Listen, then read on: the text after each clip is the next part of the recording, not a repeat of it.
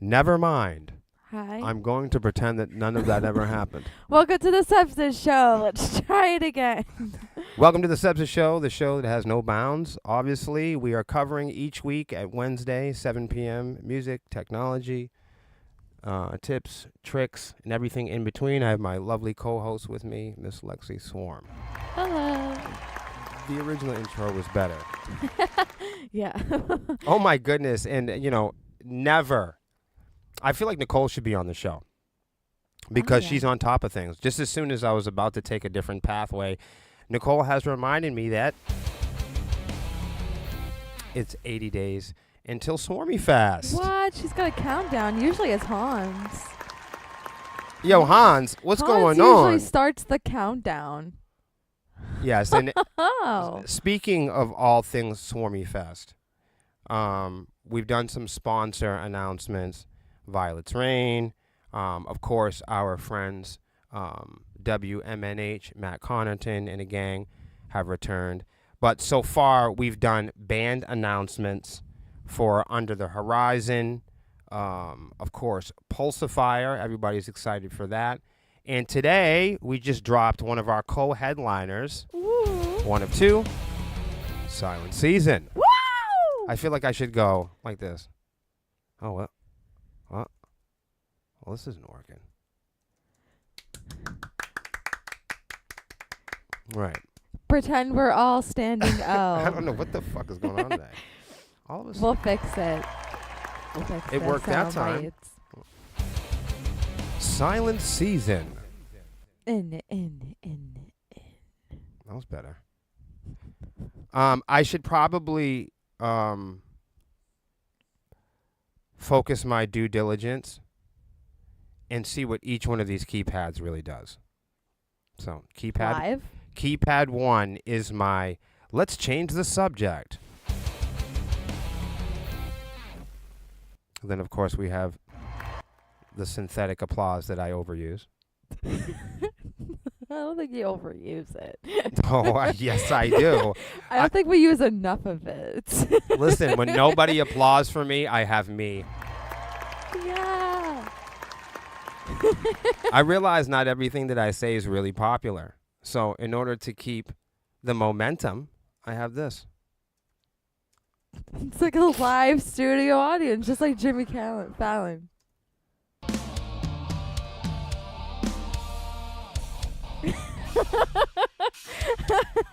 Well, yeah, it's like a live studio audience. Woo! They laugh at all the funny jokes. Oh, man. We need more sound bites. Tickets for Swarmy Fest are already available. I think there's one more VIP table. What? We used to have more. There's one more left? There's only one more. So yeah, if Whoa. you guys are coming to Swarmy Fest and you guys are interested in purchasing VIP booths or the tables are a table that is good for 3 tickets. Get to sit. It's not like you're buying a fucking table. So you can purchase the table, but the table is good for 3 tickets. Same thing with the booth. I don't know if people know that. So if you purchase a booth at Swarmy Fest, it's really smart because it's a longer show. We open the doors early. It's a very social show. People tend to stay throughout the evening. So you want a place to put your bag. You want a place to hang your coat. You know how it is at Jewel, especially if we get enough people in there this year. It's tough to put your merch down. It's tough. And hold on, I've never seen anything negative happen or bad happen. The whole point I'm trying to make is that it's hard to keep track of shit when you're having a good time.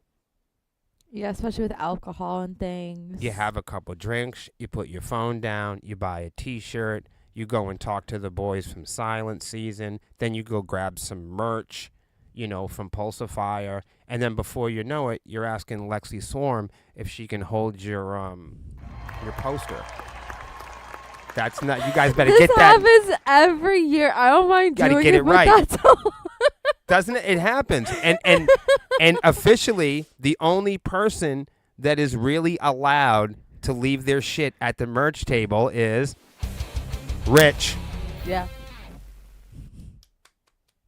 And we know a lot of riches, but there's only one rich that's allowed to do that. So if you're rich and you have stuff and you want to stash it at the merch table, that's perfectly fine. Oh, and also, we also do that for people that are pregnant. Yes.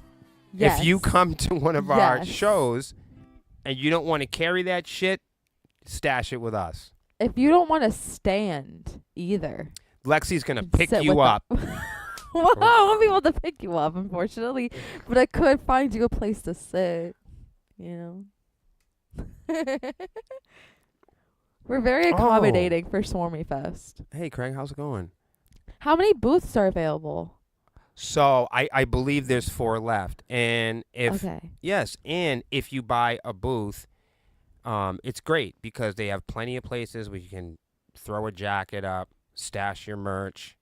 And I believe they come with 4 tickets. So the booth is good for not just you. It's not like you buy a ticket for a VIP booth at Swarmy Fest and it's just for you. No, it comes with tickets. Yeah, you can like carpool. Right. So say you're carpooling with a friend, or say it's just you and your girlfriend or whatever, and you're going to hit the pit, or you're going to do some dancing, or you're going to do some schmoozing, or you're going to do some boozing, and you turn around, you want to do some cruising, and you want to rest up for a few moments or a song or two. You have a place. You have a designated island I like how you said of that, your an own. island. It's nice. Look, the reason why we make this available is because people tend to thank us for it. Yeah. We're still working on a food truck. If you guys tag Loud Entertainment, and then just type food truck. See what they say. I thought we were going to surprise them with the food truck. People don't like surprises. Oh. You know how it is. It's like That's true. it is. We tell them we're gonna bring pizza, and they want dogs. You tell them to bring dogs, they want cats. Right. Boots and cats and boots and cats and boots. So, Nicole replying to Hans Smith, which is definitely risky. Anybody that's replying to Hans Smith on the internet is taking a chance. You're taking a bold step for mankind. Hans says, one lucky person won't be receiving a poster from me. Why? Why? That's Why are you telling us that we're not going to be receiving something? look. Like, why take something that's really fun and generous and then make it unfun and stingy? Like, what if we were looking forward to Oh that my God. poster? Yo, this guy just tried to write typo, except he wrote tepo.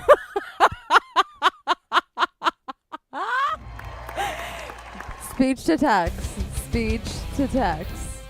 This is fucking crazy. Enunciate your words. We haven't even started the show yet. Guys, Swarmy Fest tickets are available now, and it's 80 days away. Thank you. Is it 80?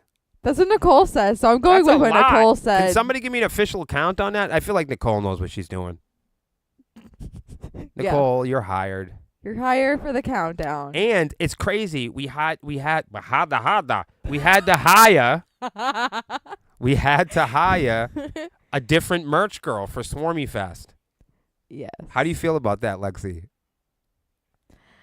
You really, grew up here. I'm not gonna lie. I am not gonna know what to do. When we hired the temporary merch girl for this year's Swarmy Fest, I'm gonna have no clue what to do. but were you glad that it was the merch girl that we found? Yes, I trust her. See how you feel better? Yes. See how everybody That's feels better? so relieving. I trust Okay. her. And you guys can hang out, Yeah, but buddy, yeah. so that's good. Woo. Are Party.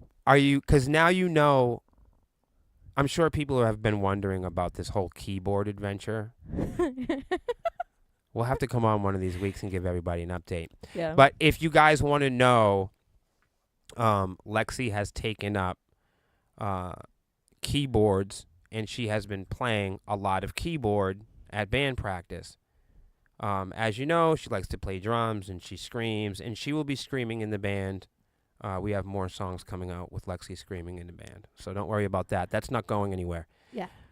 But I think people imagine that you're just going to roll this keyboard thing out instantly, like it's going to be overnight. And I keep reassuring people that that's probably not going to happen. No. It's a little harder than that, everybody. But update us. How have things been going with that? Are you having fun, or is it terrible? I've been having fun. Is it difficult? Um. What's your first? Give everybody. You're playing in Sepsiss band now. You're playing an instrument in the band. Is it weird? Yes, and it's gonna be weird for a while. You're going from right, like you're going from. It's weird at band practice. It's gonna be weird the first show. It's like going staff member to now. Are you nervous about eventually playing on stage with us? We don't really know when you're gonna play. Yeah, so I am nervous about playing on stage. That's one thing, which is why I'm glad if anyone's in the Hive, that's why I'm glad we've been posting videos of the experience in the Hive, which is the Sepsiss group, part of the Patreon, right? It's to people. Yes, listen to the music. As not Does that sound a good? March girl. Can you hear that? I'm not even gonna lie to you. Like the hats in here are crisp. I can't hear anything in my headphones. Just the I can headphones. hear them through your headphones. It sounds cool. Man, it sounds better than it should. But yeah, so I'm really, it's part of the Patreon, right? The Hive. Yes, there are groups. Everybody, there are. We'll get into this later, but there are like tiers. There are tiers where, at different levels, you can support your favorite bands. And there are apps and websites. Some of them are third party or act as middlemen, and some are direct. Some websites or apps are there where you can directly support your favorite streamers, musicians, artists at different levels. So to answer your question, on Facebook, there is an option to support our band. You can subscribe to us here on the Facebook page.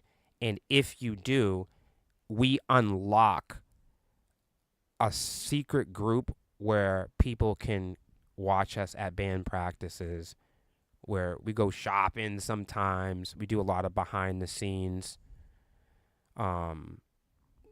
music video creation. We record the actual music that goes on the albums. We build the studio sets, and we have a group on Facebook where people can join the group for, I don't know, it's like $1 or something a month or something. And we go live sometimes. We do, I guess, like special posts where we put up extra content, private performances, band practices. We also release all of our music early to all of our supporters and Patreons and people that support us off stage. So this is a way at different levels and different tiers that people can support Sepsiss and our band. But if you do, or don't, doesn't matter, no pressure, it's not a requirement. But people that do, there is another secret group and a secret chat where we all hang out with everybody and we do a little bonus stuff. It's extra, like, we'll be shooting the music video for Bathwater soon.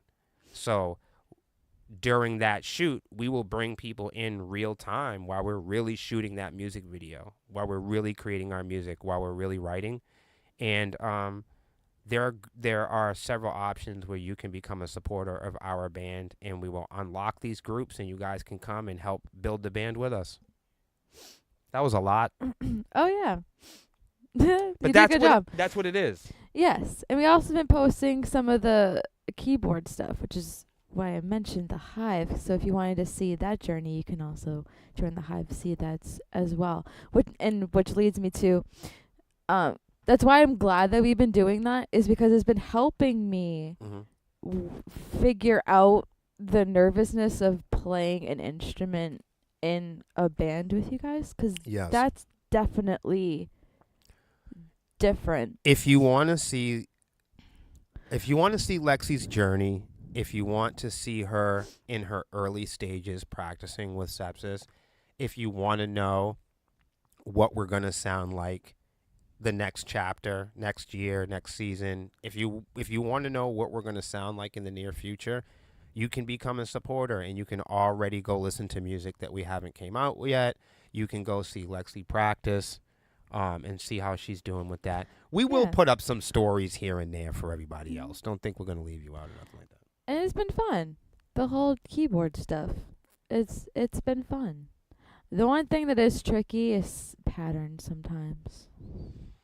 But Yeah. other than And that's fun. And I was explaining to one of my many ears that anytime we adjust one thing in the band, it's like dominoes. Mhm. Everything's going to move over a little bit. And adjust along with it. Right. If we get, a set of rototoms and we plug in a sample machine, whatever's being played at that time, because of the style band we are, somebody might have to move aside to let that person play a certain thing. Mm-hmm. We're definitely not a band that can play the same thing all the time. We'll be in big trouble. Oh my gosh. Trust me, you won't like it. No. So that's where we're at now. I know a Yeah. lot of people, it's fun to see the finished product. I know Hans is one of those people. He's one of these guys that he'll read a flyer and see all the bands on a bill and won't fucking listen to them before he gets to the show. And it drives me crazy. I want to rip all my hair out. Because I'm one of those people, when I see the bands on a flyer of an upcoming show, I go diving in and do all my homework and follow everybody and support everybody. But whether you do it his way or whether you do it my way, there's no right or wrong way to love music and to support artists, As long as you're supporting artists and you're discovering and having a good time, that's what matters. Fuck am I talking about? How did I get talking about Hans? That's what I'm saying. He tricked me. I don't know, to be honest. See? It's a mastermind. You know, so to trickle in. Don't forget, it's a 3-day weekend. Everybody's like, no shit. No, it's a 3-day weekend at the show in Dover. I was about to ask you, you're talking about the Dover show, or are we still Yes. talking about Swarmy Fest? No. Swarmy Fest isn't till a long time, and we haven't figured it out. Has anybody given us an official... What the fuck was that? Hello? I don't know what that sound was. Has anybody given us an official countdown? Yeah, what is the official How many countdown? days is it for real to Swarmy Fest starting tomorrow? It can't be 80 days because it's Wednesday, right? Once they let me. I don't know. I can't count. But if I could, I would try to count how many bands there were going to be playing this weekend at the Strand in Dover, New Hampshire. Guys, make sure you pop on down to the Strand and make sure you see 50 billion bands at Vices Fest because they're all there. They're all going to be jamming out, and we're going to be playing there. We're opening up for Signal to Noise on Sunday night. Everybody get down there. We'll be there early, running around. I got to ask if we're allowed to. Let me ask while I'm here. I don't mean to be rude, but sometimes when I think of stuff, everybody, I got to ask. Robert called me. Why would he call me? Rob. Because somebody tagged the drummer so we could talk because he called me, and how am I supposed to talk to him? It's probably important. Why did he call me right now? That's right. Did he butt dial? We're going to find out in a moment here on Someone the Sepsiss tag Show. him. Hans, please help. But before that, let's talk to our friends and see what is the policy for the artists performing at the event. Are my bandmates or myself allowed to visit on Friday and Saturday night? Do we need to pay for a ticket? It's not a big deal. Just wondering. That's the promoter. The reason why I do that is because I don't mind buying a fucking ticket. Mm-hmm. You know what I mean? Because I know it's going to a good cause either way. No plus ones. I'm gonna put it on a T-shirt. We could put that on a T-shirt. I'm not gonna do it because everybody's gonna think I'm petty, and I'm really not. But sometimes I like to pretend I am, so people will go, "That guy's petty," but then I like secretly I'm not. But it's kind of fun for people to imagine me as being like that. You know? Yeah. I'm just goofing. Yeah. You're being silly. Right. Let him be silly. So let's do this real quick. Are we gonna call? Yeah, I'm gonna call Rob. This is fun. I used to do this on William versus the World. I love calling people live on air.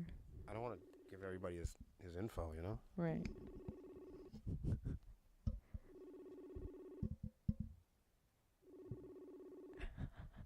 Hopefully he doesn't say anything illegal. Is he gonna But answer? if he does, for the record, this is just for entertainment purposes only. Holy shit. He's not answering. Nicole said it's 80 fucking days. Oh. Oh, obviously hit speaker. What the fuck is my problem? All right, we'll try that back in a second, Jeff. Thank you, Jeff, for having my back. Seriously. Jeff seems like he's talking from experience. I appreciate. So I didn't even know that. Look at that, Melissa. Technically, there's still time left before we even really put up the big advertisements. Wow. Technically, we don't go full bore until 60 days. We got a head start. Right on the money. Right. What can you blame us? There you go. Let's get Rob in here. Hell So yeah. this is called the Sepsiss Show, and at this point, we can start actually having other guests come on. So anybody that's a part of the band or a part of the staff and you want to be on the show, schedule it with myself or Lexi Swarm, and you guys can jump on the show. Jump on in. I want to thank everybody for putting up with my shit. No, I want to thank everybody for that, but for already picking up tickets to Swarmy Fest, and those of you who have picked up tickets to Vices Fest this weekend. Thank you. Thank you. The final thank you. It's not the final. I'll be thanking you guys in the future, I hope.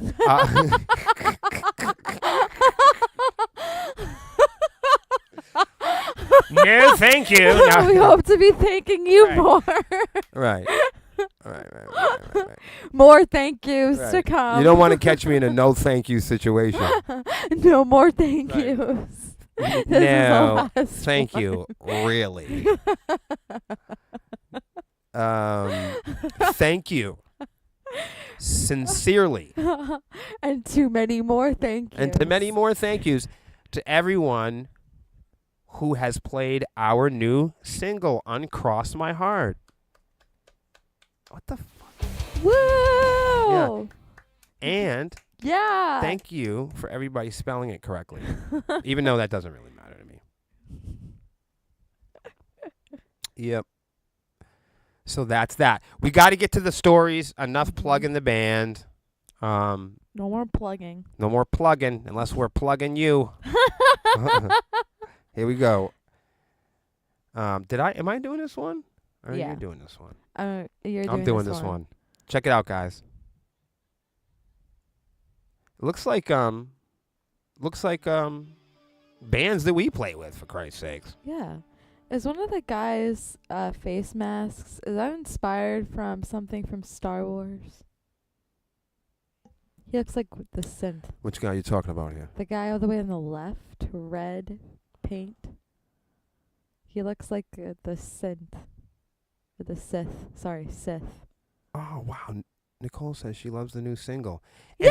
And that's Oh my really gosh! good because we didn't know if people were going to like the song at all.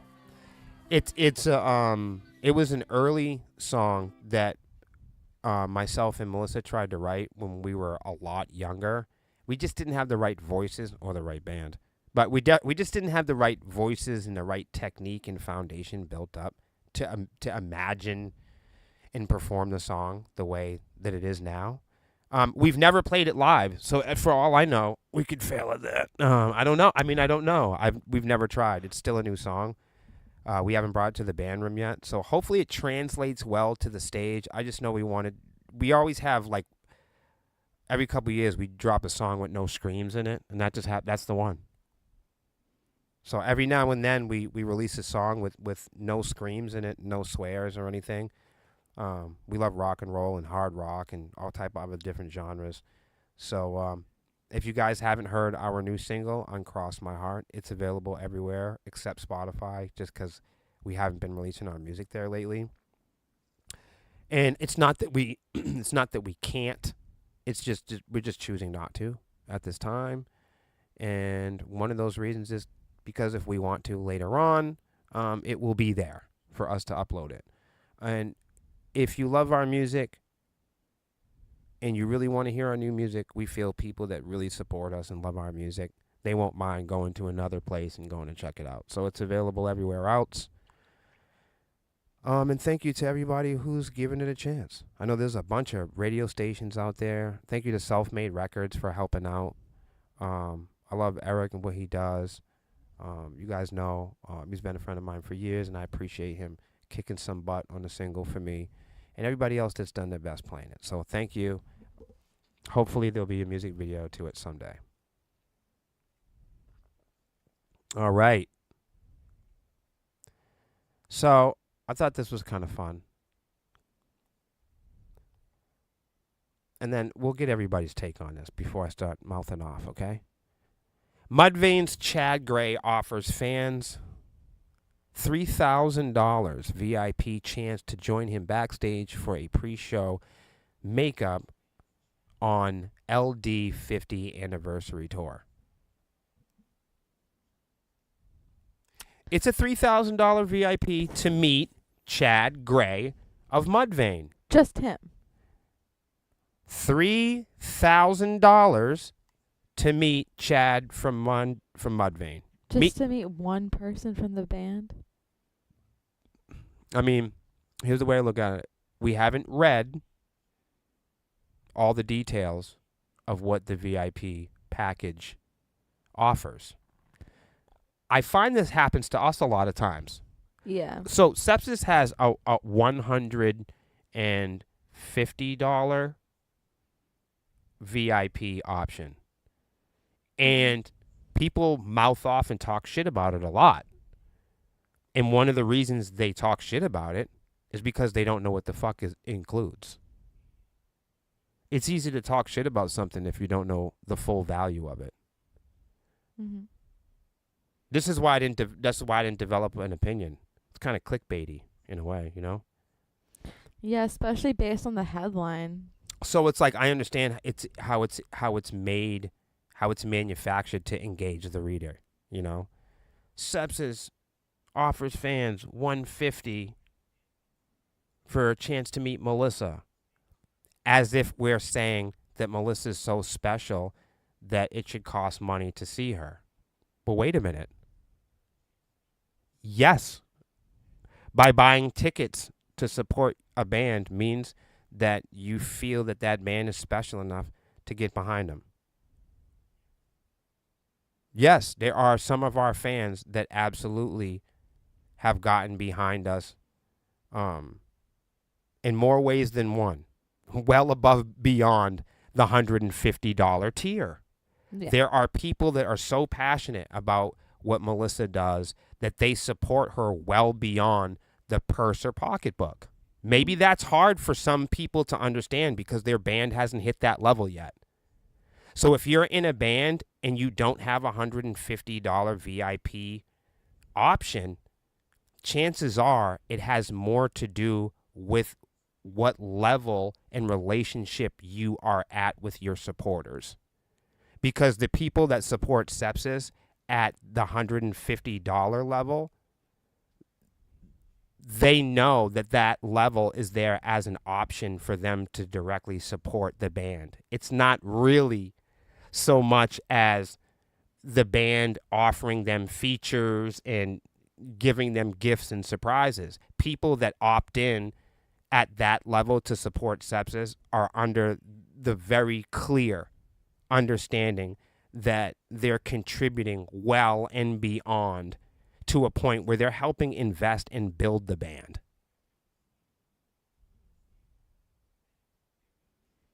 Yeah. So some people, we haven't read anything. I'm just talking about in terms of us. Well, the reason why I haven't judged these people, because I know there's folks that don't listen to our music.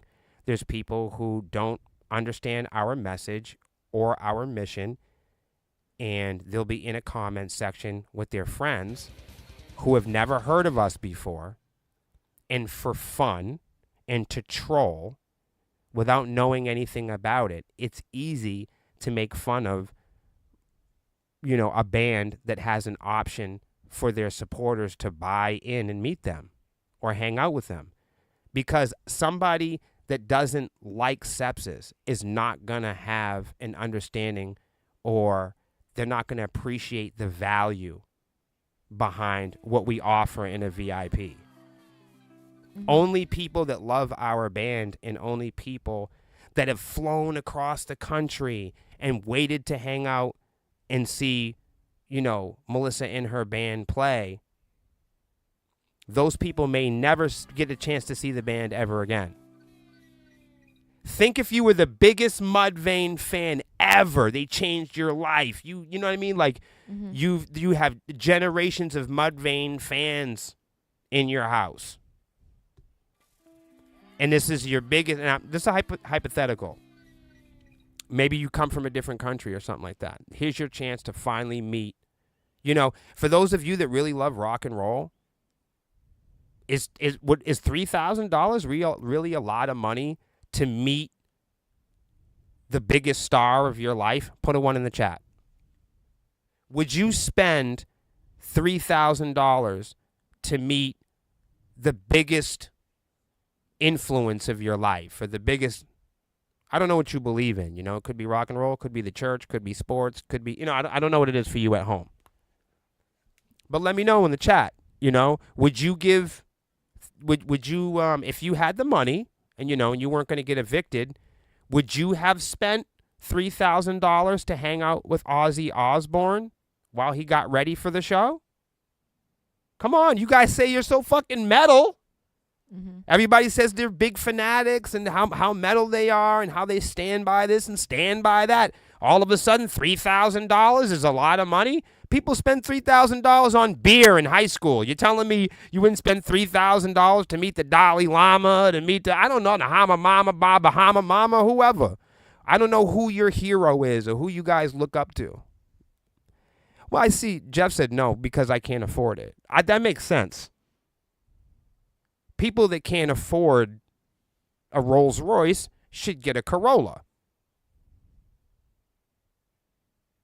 Oh, yeah. People that own 2 homes and double car garages aren't better people or more valuable than people that rent apartments. Let's just make it clear.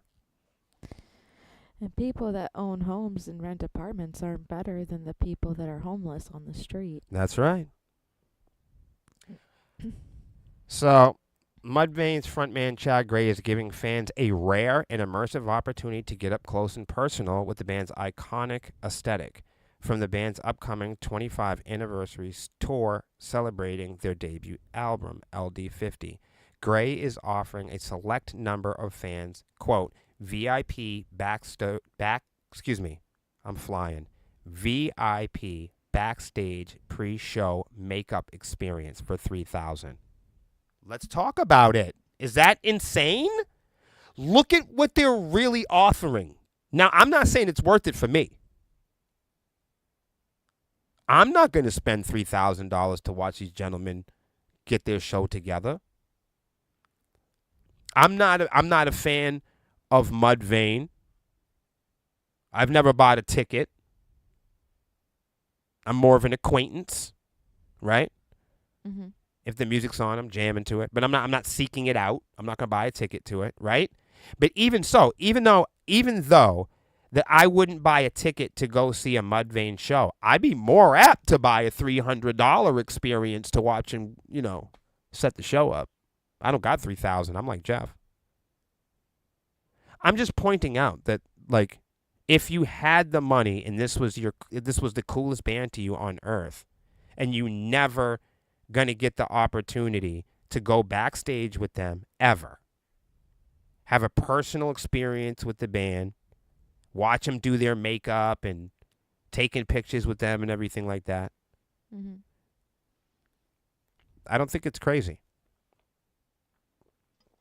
In a recent social media post, Gray detailed the unique package, which he said is a first for the band.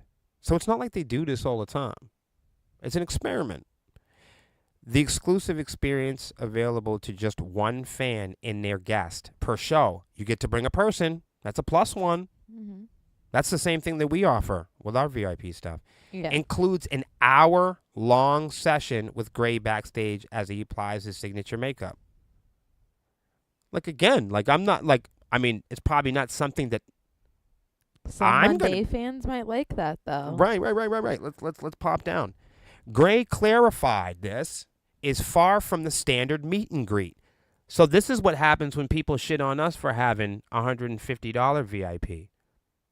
They read $150 VIP and they go, I've never heard of Sepsiss. I've never heard of Melissa Wolf. That's not something I'm interested in. That's a joke. F that. That's not for me, right? And that makes perfect sense. Why would you pay $150 for a band that you didn't like or weren't familiar with? That makes perfect sense. You'd want to skip out on that. But there are people that really like this music that might consider that. Yeah.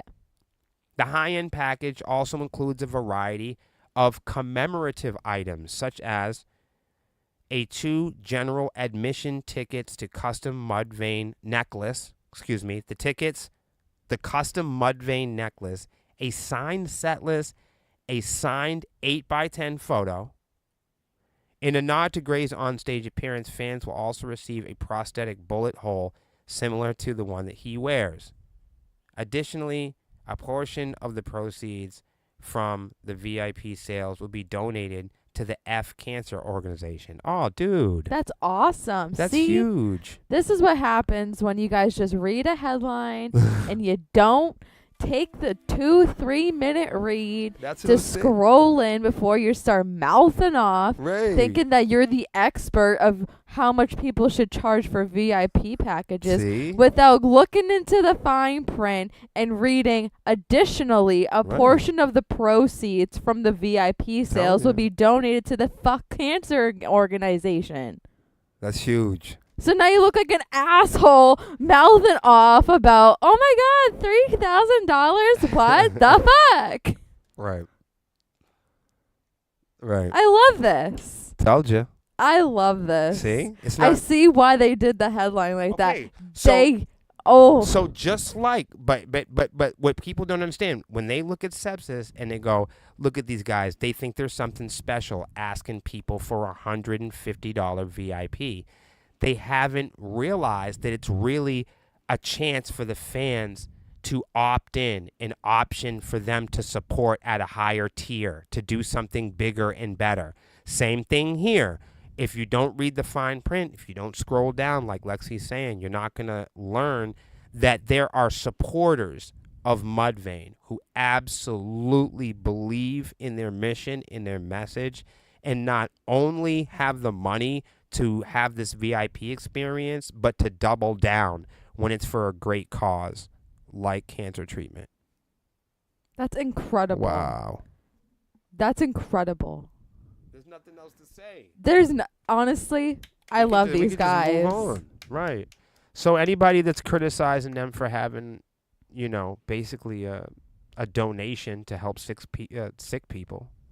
So basically, they're using a portion of their donations to their VIP to pay it forward to sick people. Like, especially in times like today, stuff like this is just absolutely like it's incredible humanity. So I like that. Love it. Oh God, here we go, guys. I might have to smoke some weed for this one.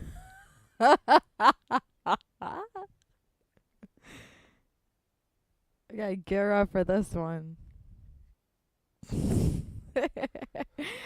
All right, so All right. take a look at your screen. Look at the screen. It says. Would you like me to read this? Do you want to read this one? I'll read this. Okay. Snoop Dogg scared to go to the movies due to LGBTQ plus representation in kids' films. Is this coming from the guy that did the Wild West thing?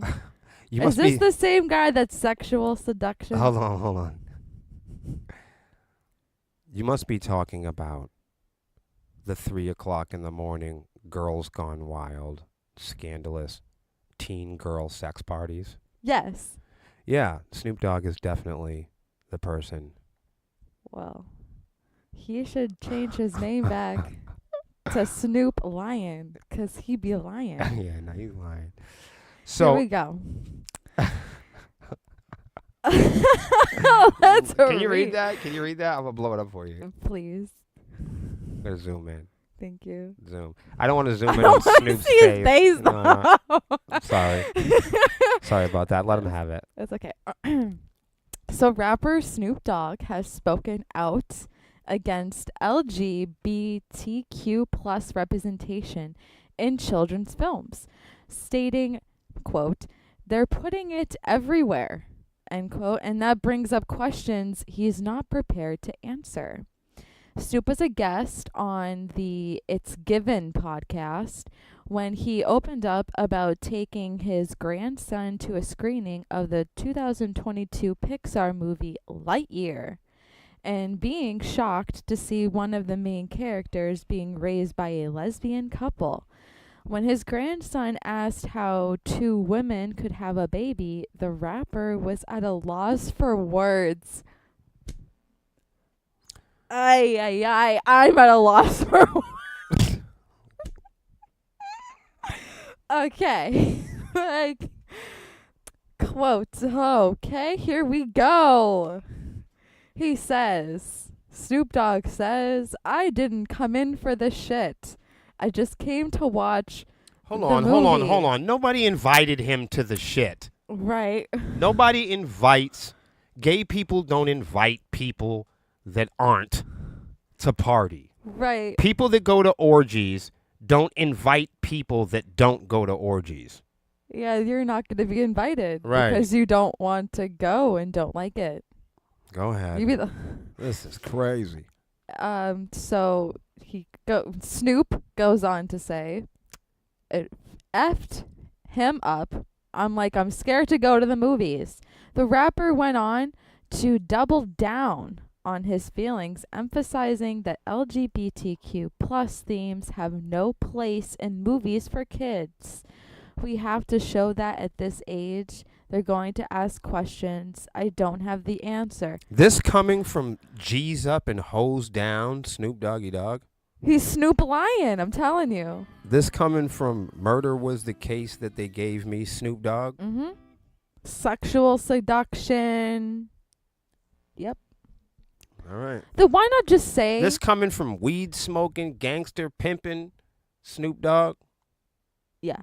God damn. Snoop lying. All right. So that's it. What do you think, Lex, about this whole thing anyway? I think he's just being a hypocrite.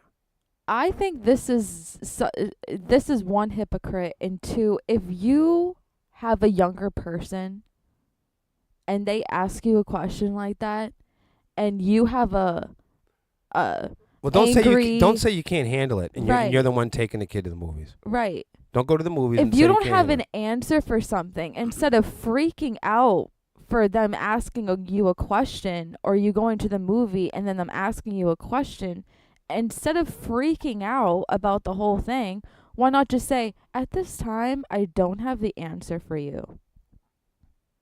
Why couldn't you just say that? Because I think what you're describing would include rational thought and decency.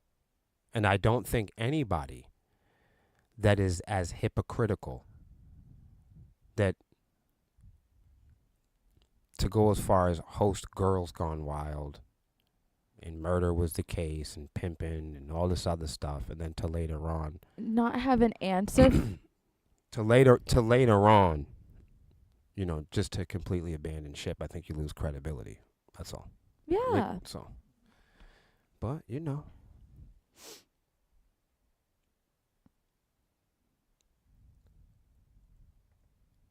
for you folks out there that love YouTube, YouTube Music courts mega fans with new features, basically becoming a lot like social media.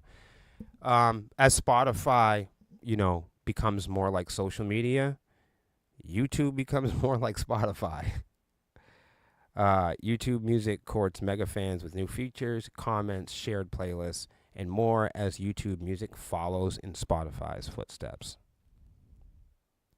Oh. So YouTube Music is celebrating its 10th birthday with new features for stans, including its first foray into community comments. Announced on August 21st, the streaming platform will now let users leave their thoughts and engage with other users directly on albums and playlists, not just videos, and link up with friends and fellow fans using taste-matching playlists.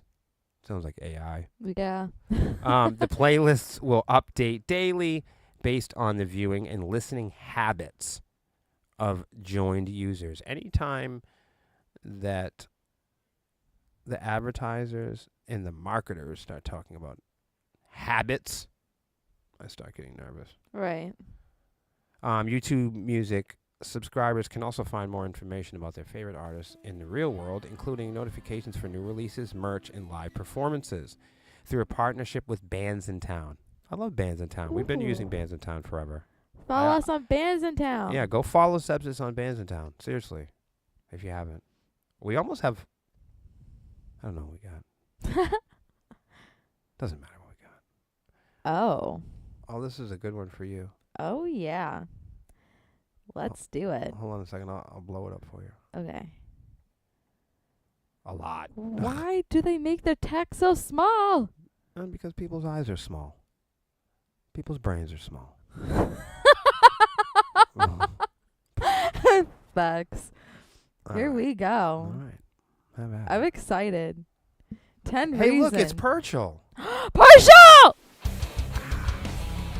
Sorry. Turn her down. Sorry.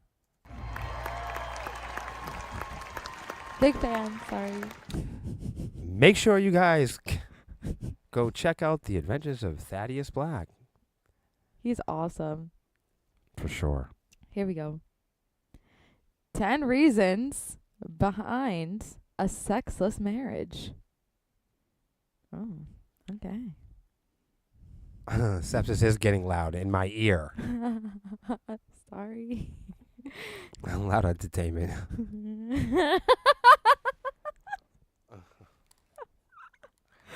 I do have more controls here. Perhaps I should monitor back. I can't usually get you that loud. Yeah. Well, that's what happens when partial. That's what insurance. happens. That's right.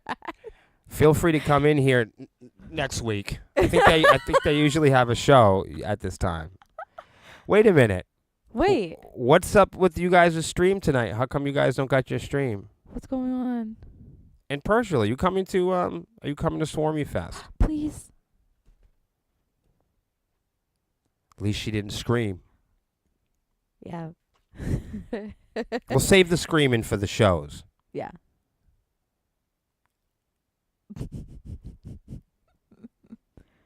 Whenever you're ready. Okay. Oh, I read it. 10 reasons behind a sexless marriage. I can come up with more than 10.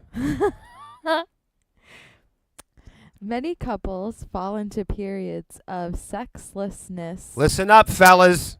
Yeah. I'll read this again. All right. I'll get my microphone just a little right bit now. closer. Now yell. Yeah. Okay. Raise your voice on this one. Many couples fall into periods of sexlessness over the course of a marriage. In fact, psychologist and sex therapist Shannon Chavez told HuffPost that it's, quote, more common than not, end quote, for couples to experience a dry spell. And yet, sexless marriages are still treated as a taboo subject. Well, one of the biggest purposes of marriage is to have less sex. Right. So, like, I mean, once you get It's supposed to be relief. once you right, once you get, oh my God, now I don't have to fuck all these hot sluts. See, that's what happens when you guys get married. You get the relief if you're getting less pussy.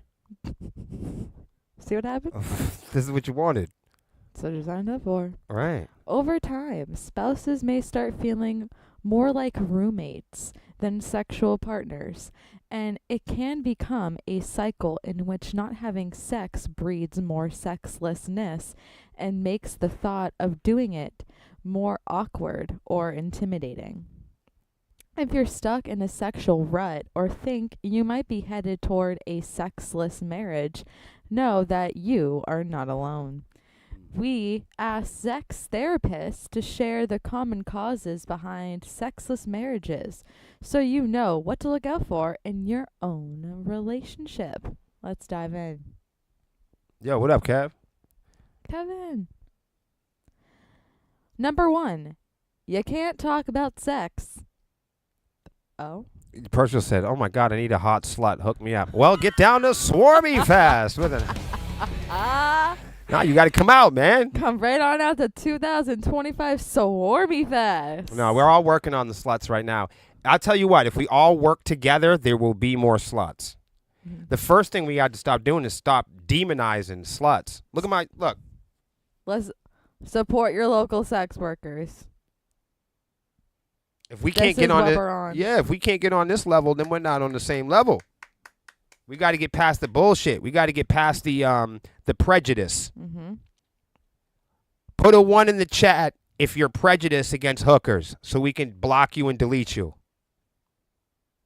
Who's against it? We got to stop being prejudiced against sex workers. That's the problem. Mm-hmm. So once all, especially, I'm speaking to the men in the audience. Once men stop becoming paranoid about sex and women and stop being intimidated by women and their sexual appetites, then you will probably meet more sluts in your life. The thing that's preventing you from that is your fear of sluts and sex and your fear of naked bodies and private parts.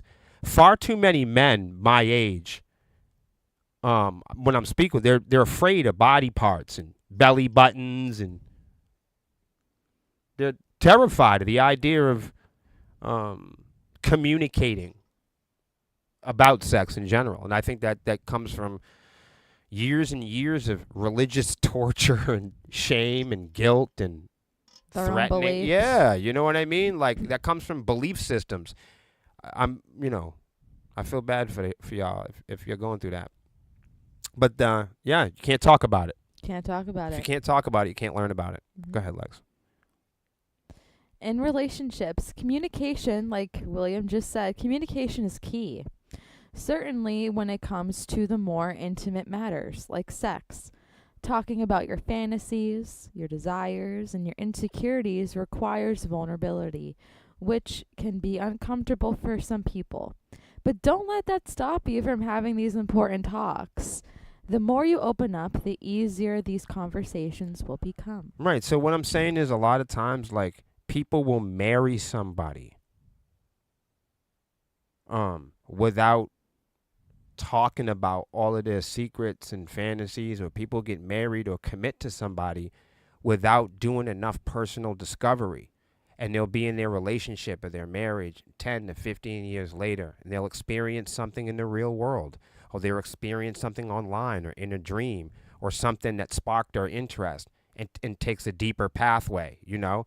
And as people, some of us, we're constantly growing in our awareness, in our relationships, in our love. We're constantly practicing. Our orgasms get better, our guitar playing gets better, and some of us don't have any limits. Some people peak out That's true, you know. But some of us are always looking for more. We're always reaching for more, be it a better guitar riff or a better orgasm or a deeper conversation. So intellectuals, people that are looking for more, adventurers. That's why it's important to talk so much about these things, because without conversation, you really limit your ability to learn more. Mm-hmm. Mm-hmm. Number 2, you're under a lot of stress.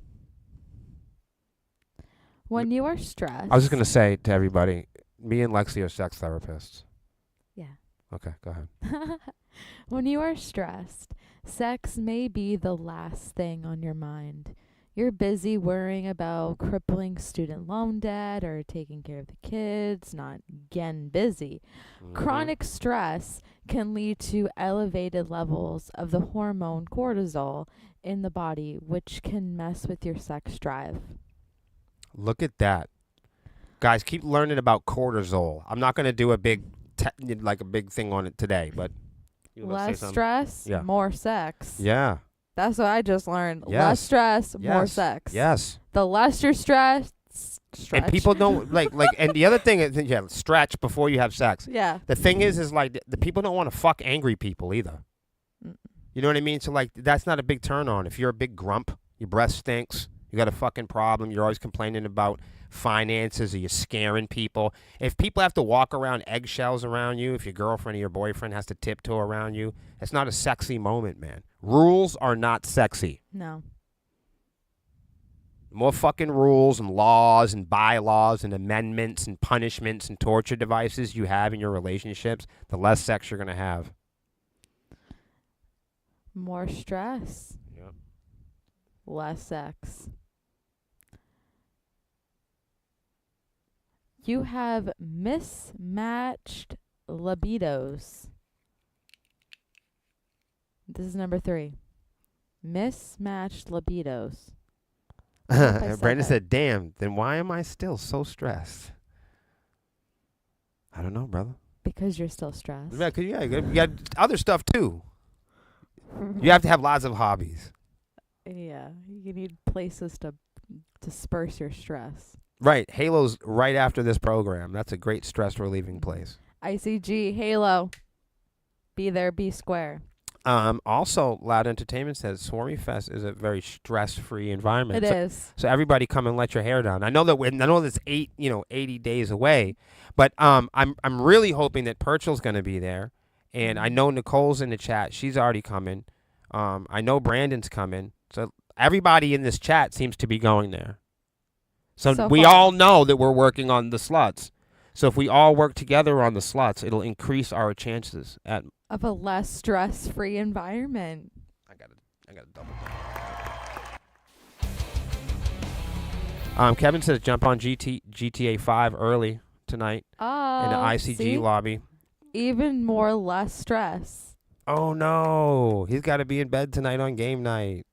We need a wah. Then come to GTA. David said he'll be there. David, you coming? Fuck yeah, Hey David. guys, here's the thing. Just since we're doing this now, it's gonna be limited, and tickets are already moving. So, the hotel party. If you guys plan on going to the hotel party, we're doing an after party, hotel party. If you've ever did the Sepsiss after parties, you already know what time it is. You know we're gonna tear it up all night to the break of dawn. So if you've ever been to one of these things before, this one's slightly different. It's a pajama after party. So we're gonna have a prize for the best pajamas. We're gonna have all kinds of debauchery and cool things going on, but it's limited. I mean, it's limited space. Because if we have too many people up there, I'm gonna get arrested. So I'm serious. If you plan on going to Swarmy Fest and you want to get into the after party, we're already cranking down on numbers. You got to buy your pre-sale ticket and send the band page, or Melissa, one of us, somebody in the damn band, send them a screenshot of your pre-sale ticket. You got to buy a pre-sale ticket and then send a screenshot of that pre-sale ticket to the band page. And that screenshot is going to be your way to enter the after party. If the thing is if everybody buys pre-sale tickets and then and you're last in line, then unfortunately there's nothing I can do about this. Please, please, please don't fuck this up. If you just want to go to the show, is going to be outstanding. You guys know what it is, especially for you guys coming across country. I know a few of you guys that are really close to us and come and help out and hang out with Melissa at the show and everything else. If you guys are coming, you guys, we always roll out the red. It's the same. We do the Friday. We're going to have you guys know we do the Friday night. We do the karaoke stuff. That's a good one for you too, Purchel. I don't know if you're going to be doing that. Danielle, how's it going? But you guys, just so we can do a recap, because I think it's time. Swarmy Fest starts on Friday night. It starts on Friday night, and if you're coming in, if you're flying in, if you're busing in, if you're carpooling in, I know a lot of people are coming across country for this sort of thing. So that's why we tell people to come the day early. People are like, why are you doing that? Because a lot of people come across country, and we're so close to some of these people, it's pointless, guys, for us to have our friends show up for a fucking show. The show's outstanding, but your friends come across country, you want to spend a little bit of time with people. You want to have dinner, you want to chill out, smoke some weed. You don't want to be just worried about the show. On Saturday, we're worried about the show. We want to make sure that the show is high quality and it's going well. So we have to put, come Saturday, guys, even if you're my best friend or you're my family, you're my fan, I got to really pay attention to what's going on in the venue and help the bands out and stuff like that and make sure that the show's running right? So it's fun. But that's why people that come across country, we make ourselves available the Friday, the Saturday, and the Sunday. And if you've been out here, this is our 4th Swarmy Fest. The people that come across the country, we do a Friday night we do a private performance on Friday night. We do a karaoke set. Everybody sings. We pass the microphone around. It's a ton of fun. So if you're going to be in the neighborhood or you want to do the VIP thing, get with Melissa on that. And you guys can do the Friday night thing too. So all the music that Sepsiss is not playing the Saturday night, we do all the music the Friday night before that we're not playing Saturday. So if you want to see Sepsiss 2 nights, you can watch us play on Friday night. We do a set, and then we do the set at Swarmy Fest. But there'll be 2 different sets, and then we do a whole... It's fun. We eat snacks and everybody smokes weed. It's a good time. And then, then everybody goes back to the hotel. The following morning at WMNH 95.3 at Matt Connerton across the street, there's a radio station. If you act now and you get on this VIP thing, ourselves, the sponsors, and the VIPs, we all go over to Matt Connerton's on WMNH at the radio station, and we go live on the radio station that Saturday morning of Swarmy Fest, and we crash it. Us, Loud Entertainment, we'll all be over there talking about the show. So come over with us. Don't forget that the show is sponsored by Loud Entertainment.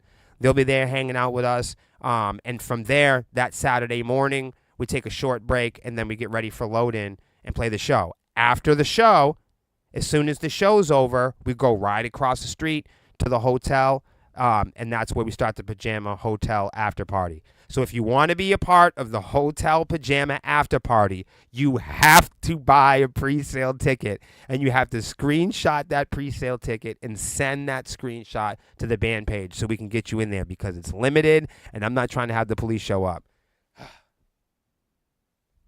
That's it, though. That's it. We still have to play a Thaddeus Black and Sepsiss show. That is a thing that should have happened. It just should happen. What do we need to do? Who do I need to get this going? Who do we contact? Even if it's just the 2 bands. Who do we contact? Who do we get? Who's the people? Do we come to you? Let's go to him. Because we're going. We'll go to you. Let's get in the car. Good job, Lex, on that, by the way. Thank you. There's several other factors to people having poor sex lives, like mental health issues, drugs, financial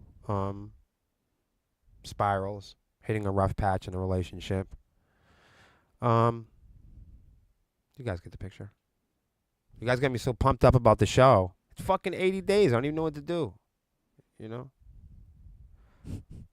All right. So I just wanted to tell everybody about this one quickly. It's not Flying burritos. It's not a big deal. So Chipotle drone delivery. Chipotle's doing and rolling out flying burritos. Put a one in the chat if you want a flying burrito. What about bird poops on it? People been eating bird shit for years. You know? Yeah. People don't give a fuck. You know why? Because people put their tongues in worse things. You know? They're just not telling you. Mm-hmm. So it's what I know that matters. It's not necessarily what people say. Yeah. Chipotle is rolling out new drone delivery. This means the next time you want to bury and bend a burrito, you could come zipping down out of the sky for whatever reason. 'Cause why not? Because why the fuck not? Let's just use the drones. What the hell? The fast and casual chain has announced this week that it's rolling out what it calls a Zipolte. To a small number of customers, Zipolte is a reference to a zip line. An autonomous drone delivery company will do the dropping off for the burritos. Loud is proud of Sepsiss. Wow. Thank you. That's really nice. Thank you, Loud. Thank you, Loud. We're going to get loud. Hell yeah. Let's get. There's this band called the Flying Burrito Brothers. Let's look them up after this. You guys know we love supporting them. Are you serious? That's Is cool. Ed messing with me? That's cool. Yeah, so right now Zipolte will be available in Texas. So if you're not there, you're fucked. No burritos for you. Only for Texans. You want this one? Yeah. I think this is a good one for you. America is evidently still afraid of heavy metal. Uh-oh. Okay. Heavy metal has always had an uncomfortable and often downright acriminous relationship with the rest of society. In a way, that's the point. A genre fomented on rebellion, disillusionment, and dissatisfaction with the status quo was fated to be advertiserial towards all things normal. And metalheads ourselves do an excellent job of keeping that divide between them and us. An inside circle creates an outside circle. That's all I'm going to say. Go ahead. That combative attitude towards the mainstream is as intrinsic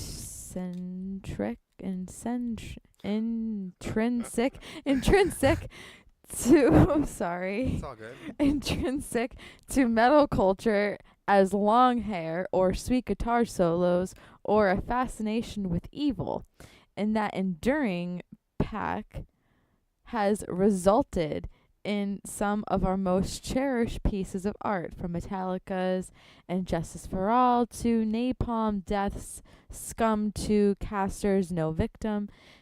It's also gotten us in a lot of trouble over the years.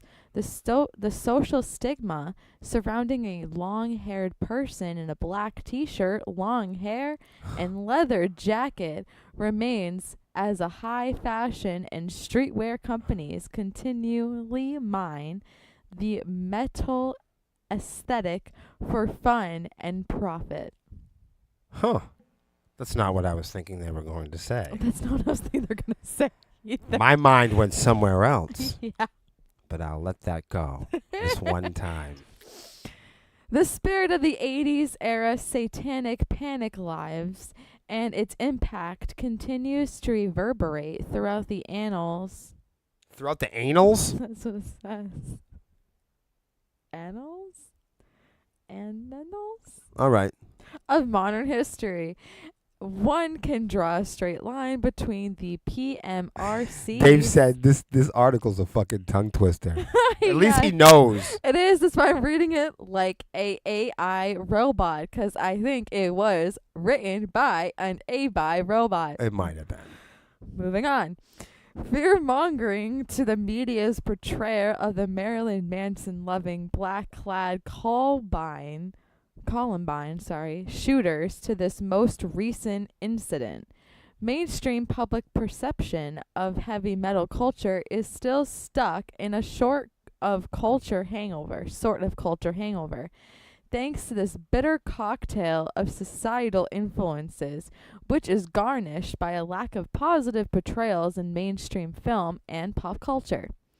We're generally the butt of the joke anytime we pop up, from Airheads and Empire Records to Beavis and Butthead and the loving but still over-the-top homage to Metal Cop clips. Well, I think it's easy to kind of make fun of anyone trying to do something hard. I think that's the easy way out. You know, that's why musicians get made fun of regularly. It's easy to make fun of gangster rappers because they're going through so much pain and sadness. They have to overcome so much, and they have to put on an act, and it's so performative that sometimes people feel that it's exaggerated, magnified, amplified, or even silly.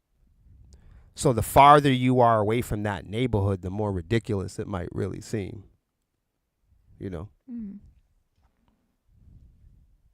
Metalheads are easy to make fun of because it's hard to be a metalhead, you know? You gotta listen to music that isn't widely understood as instantly pretty. It doesn't make people comfortable, you know? Just because it doesn't make people comfortable or it's not, easy to hear like Mozart doesn't mean it can't be a thing and people can't be in it. So you guys are pretty people. Melissa's a pretty person. Zach's a pretty person. You guys are like clean and kind and pleasant and pretty. And I think that some of our music can be pretty. But a lot of times with us, I know that we are widely misunderstood because there'll be times in our music where we will have to do something ugly. There are times in our music that we create sounds and frequencies that are harsh, or we say things or do things that might make people uncomfortable. We describe and we illustrate scenarios and even play tones or music that is shrieking or could be considered ugly or negative or kinetic.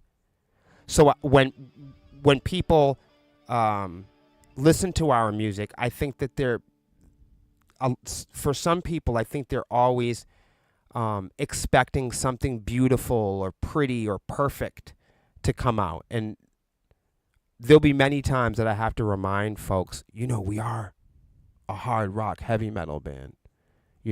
Some of the notes that we do hit are supposed to make your skin crawl. Some of the stuff that we talk about is supposed to make you uncomfortable. Not every note is supposed to be computer perfect pretty. And just because it's not any of those things doesn't mean it's not music, doesn't mean it can't happen, doesn't mean it's good or bad. We've gotten so used to plastic poster picture pretty production that people have lost touch of variety or anything else and other types of music. Yeah. I get people who are confused about screaming a lot. They'll say, I don't understand it, and their individualism will kick in. They'll remind me of what they're limited on understanding. People will remind you how individual they are. They say, I can't hear it, or I don't understand it. And I said, well, you don't even get out of the house. So it's so, when people say they can't hear screaming, I'll say, you don't listen to a lot of bands that scream.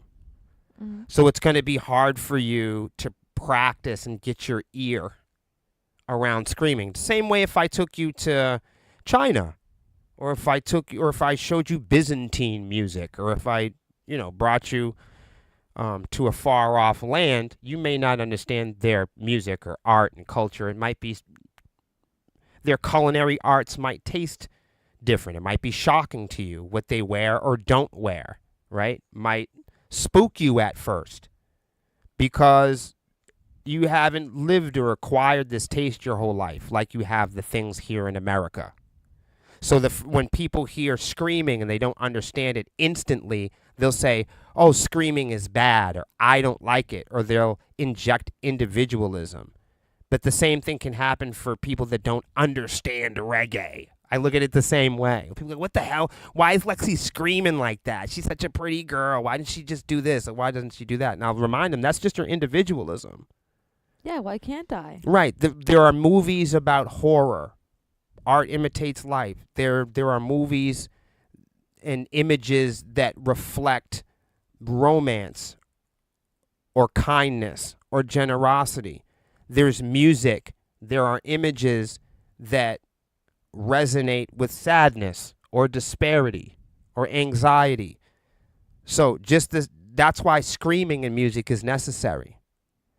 People say they don't understand mumble rap, or you don't understand what they're saying in the hood. And I say, you know, how many black or Spanish friends do you have? Have you ever been in low-income housing? Have you ever, lived in an urban or been in an urban environment? So if you're not it's not that you're a bad guy or a good guy. It's just that you're not well seasoned. You haven't built up a taste yet for that type of environment and that type of seasoning and that type of soul. Mm-hmm. You know. Mm-hmm. And doesn't mean it's bad or it shouldn't be a thing. It just means you discover more. Yeah, you don't know. Right. Just because you don't understand doesn't mean you stop. Right. Give up. You might hear somebody screaming and you go, well, I don't understand it. I don't like this music. Instead of challenging the music and challenging, Melissa, challenge yourself. Ask yourself why you don't like it. And ask yourself how many other bands do you listen to or support like that, for instance. That's just an example. Instead of going, oh, man, if you hear reggae music and you get tight and tense, maybe it's not your favorite. But instead of challenging Jamaica, challenge yourself and say, why? What makes you uncomfortable about this? Because after all, you are experiencing this world, this life, from your perspective, and that's why I'm always asking people to step outside their individualism and just be reminded every now and then. Remind yourself, for your best interest, that there is a place for everything. There is a time and place for everything. For every note, for every instrument, for every voice. It just matters when you play it. And how long you hold the note for, and how intense the volume is, or the timbre, A lot of my favorite music is music that I didn't like instantly. It's music that was played to me and shown to me over and over. And even you think about the pop songs that you can think of even right now off your head. All the images that come right to everybody's mind in the chat right now. Think about all the most popular songs you've ever heard of. See, here they come, coming at you right now. See how they're just coming up in your head? Even those songs have been shopped to you over and over and over and over. Songs that you thought you didn't like when you were a kid, songs you thought you didn't like in your 20s or your 30s, you found out that you like now. Because that's how many times it was shopped to you before you heard those eighth note cymbals, before you heard those backup vocals that got you hooked. So the next time you hear a band, the next time you see something on, you see an image or a piece of artwork, and you just go, oh, I don't like that. Instead of just not liking it instantly, challenge yourself and ask yourself, what is it about it? Yeah, why? It's okay to not like something. Mm-hmm. But why? But it's not the artist's responsibility to make art for an individual. Yeah. An artist makes art for the world. Mm-hmm. Not just for you. Right. And your Porsche. The artist took on the challenge already within himself. The artist already checked off the boxes, hopefully, and went through the pathway of objective discovery. They listened to their music 100 times, and it passed the test. They played it in front of their mother. They went to the bar and played it. So for a lot of people, by the time you're listening to the music, it's passed the test of their most loyal listeners. if you listen to a Sepsiss song out there, right, and you go to yourself, anybody in the chat, and you go, oh my God, that's fucking disgusting. I can't stand it. It makes my skin crawl. Usually, folks will wonder why I have such a great attitude when I hear this news. And that's because when we come out with music, when we make it past the audition and demo process with a piece of music, it then goes down the line and filtered through our most trusted allies, our staff members, people that have been listening to the band for years and years. After we've played it a bunch of times, after we've recorded it, after we've had all this objective thinking, after it goes to our producer, after that it goes to our staff members and our most trusted allies. And throughout that process, objectively, we're asking people, do you like this music? Are the cymbals too loud? Is Melissa's voice sounding good? And, so if you listen to one of our songs today, that's streaming, and you go, Jesus, I don't know why they did that. That's okay with me, because that piece of music has gone and been passed the test through so many people, so many of our most trusted, not just allies, but people that are directly investing in building the band alongside with us. I don't think people realize that the music that we make here is for the people that buy it. And the people that buy our music and invest in our band, those are the people that get the most say in how the music winds up sounding. Powerful. Like the biggest investors and supporters of our band, they get to say what the videos look like. They get to say what the makeup looks like. People who invest and put money in this band and contribute to us over the years, they get to say where we're playing next. So when people say, oh, I don't like your music, or that was a bad choice, or why did you decide on choosing that note? Whether people like it or don't, I usually have to tell them, unfortunately, it's because the most loyal contributors of our band are the ones that signed off on it. It's called peer reviewing, man. Mm-hmm. It's called peer reviewing. Like when we choose the notes, when we choose the melody lines for Melissa's stuff, we put it up in front of everybody, in front of her most loyal fans for over 10 years. So if somebody comes around the corner and goes, oh, man, we don't like that choice of notes that Melissa chose for this particular song, we can always live with it. We can always accept criticism, you know what I mean, and then start working on the next song. And as far as like live, hey, there's good nights and bad nights. Actually, there's no bad nights. There's just great nights and better nights. Every night's a good night when we play on stage. Because the attitude and the pleasing personalities of our band members and the people that are playing with us and supporting us. So that's who we make the music for. So if you ever wondered why our music sounds the way it does, it's because it's gone through a process where our most loyal fans, investors, and contributors checked off on the quality. I broke every mirror in my house by looking at them. Well, yeah, I hope not. Stepping outside someone's individualism would require thinking, and people don't really do that. Well, you heard it from Perchel. Yeah, that's really powerful. Oh, let's do this one. This one's for Lex. Ooh. Scientists say more animals are conscious than we ever imagined, even insects. Ooh. Is that a bug on a sunflower? Yeah. He's so cute. Look at him. You want me to blow this up a little bit? This looks Yes, crazy. please. Even the people at home are going to need to read this. Right? This is so cool. Is that better? Yes. Ah! Yeah. Okay. All right. It turns out humans may not be the only creatures walking or crawling or buzzing around with the sense of what's going on. I knew this! Oh, shit. I knew this!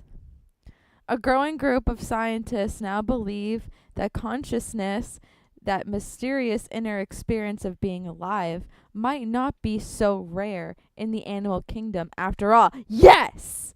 In fact, it might be downright common.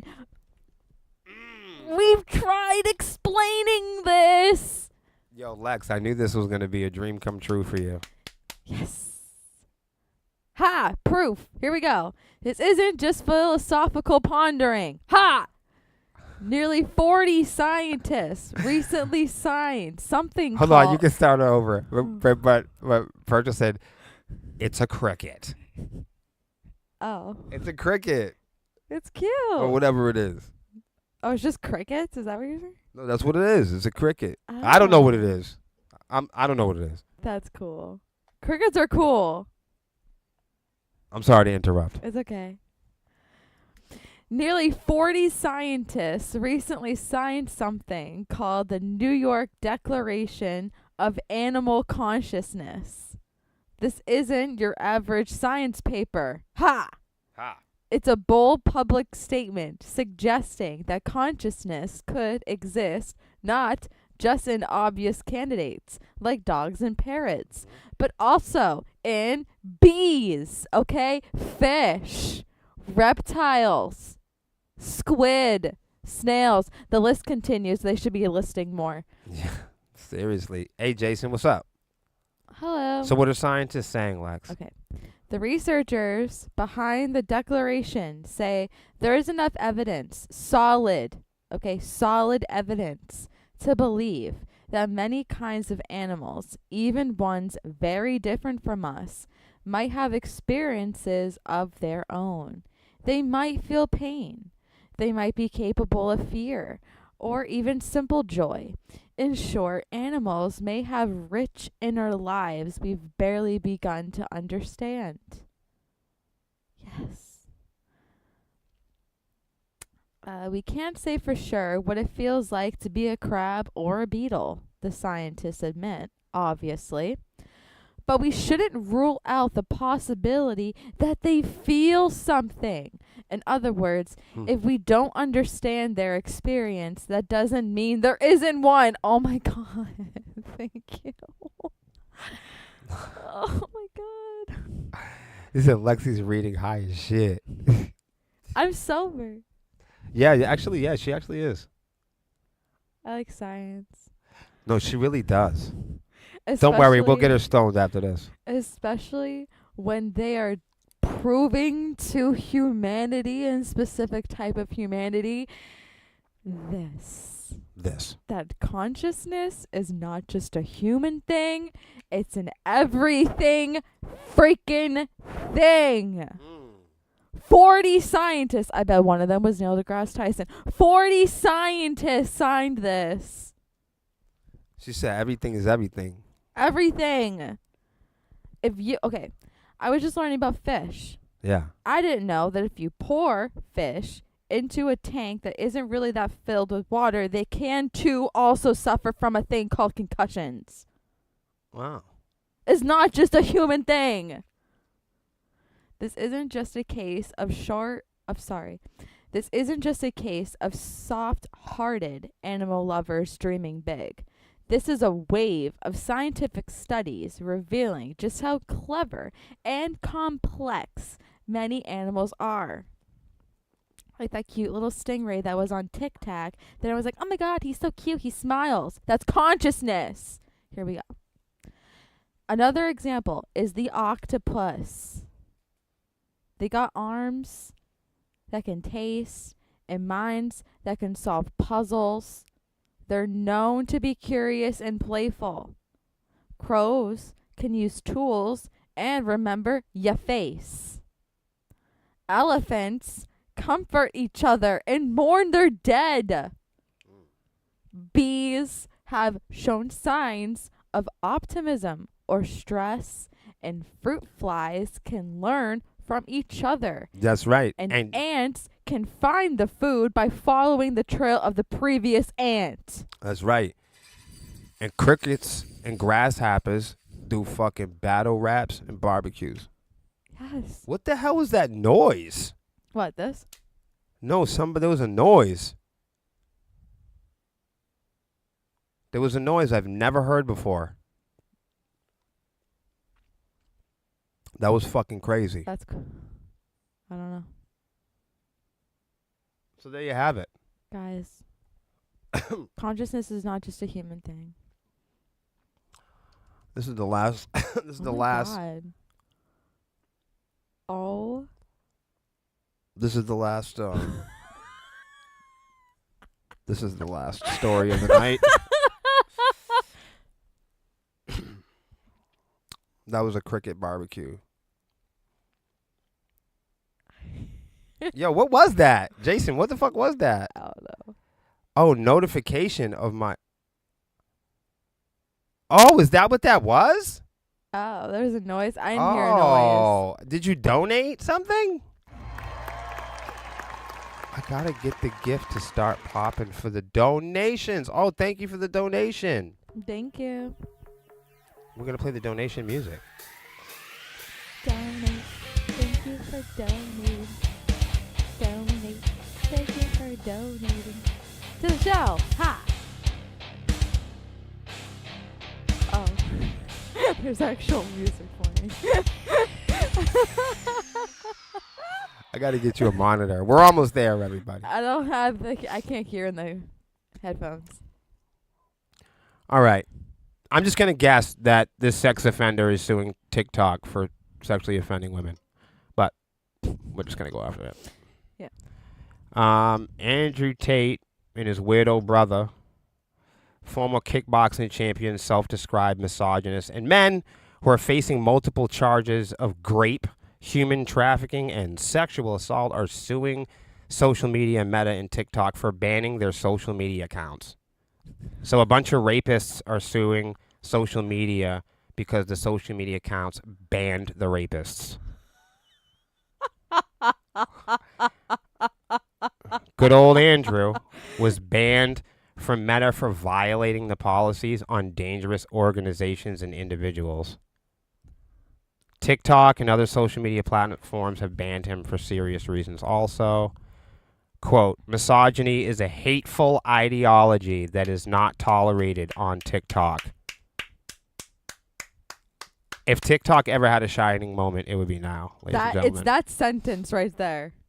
Quote, our investigation into the content is ongoing as we continue to remove violative accounts and videos and pursue measures to strengthen our enforcement, including the detection modes against this type of content. Okay. The brothers were also banned from X, but were later reinstated by freak Elon Musk after he acquired the company. Andrew Tate currently has 10 million followers. What really blows my mind isn't sick sex offenders and misogynists. It's the sick motherfuckers that follow them. That's the real problem. Yeah. Tristan has 3.4 pathetic million people. Before the bans in 2002, they had millions of followers on TikTok, Facebook, and Instagram. And last week they filed 2 lawsuits. Who allows that? Last week they filed 2 lawsuits in Los Angeles Superior Court accusing TikTok and Meta of defaming and unlawfully deplatforming them. I mean, last I knew, you could kick a rapist out any time. Banning someone on the internet is not defamation. Yeah, right. The Hill reported the suit alleges coordinated campaign to suppress, silence, and destroy the reputations and livelihoods. Last I knew, destroying the livelihoods and reputations of sex offenders was a cool thing. Yeah. This campaign was carried out merely by private actors, but in concert with the government officials, media operatives, and ideological pressure groups, thus transforming Meta into a state actor for the purpose of constitutionality liability. Well, that's not true, because the people that love this sort of shit are in power. The misogynists are in power. Yeah. Guys, let's come up here real quick. Oh, I hope I didn't get out of that. Breaks my heart. Let's bring it up for you guys, and we'll end the show. Oh, have a good night, Loud. Good night. Everybody, go check out Loud Entertainment if you could. But we'll leave with this. There's no tolerance for political figures found liable of sexual abuse. Any politician that is involved or even rumored to be involved with abuse gets no tolerance and zero sympathy. Sex offenders don't have credibility. You guys have a good night, and we'll see you guys next Friday, next Wednesday, next Sunday at the show. See you guys next Sunday. We'll see you guys. I was like, what the fuck day is it? We're actually going to see you next Friday because we'll be at the I think we're going to stop by at the show and see some people. Oh, See some we'll see you bands. next Friday. So we'll see you next Friday, but then we'll see you Sunday, and then we'll see you next Wednesday. You're going to see us You alive. see what I'm saying? Woo!